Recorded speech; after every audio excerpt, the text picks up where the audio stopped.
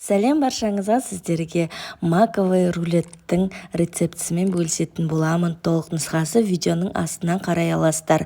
Ыдысымызға творогымызды салып, үстіне жұмыртқамызды құйып, тұзымызды салып, және қантымызды салып, ерітілген майымызды құйып, бәрі біркелкі болғанша араластырамыз.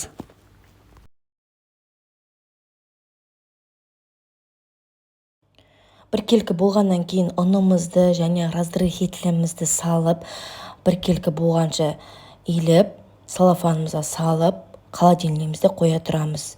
Оған дейін ішіне салатын начинкамызды дайындаймыз. Оған мак және қант және жұмыртқаның ақ бөлігі керек болады. Соны бәрін бірге қосып араластырып, холодильнигімізден тестімізді алып, жайып, кішкене ұн себіп жіберуге болады. Жабысып жатса, манағы начинкамызды арасына салып, рулет қылып ораймыз.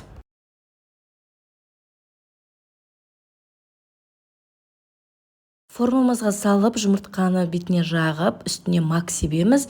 180 градуста 35-40 минут пісіріп аламыз. Дәмі ерекше болып шығады. Сіздерді жасап көріңіздер.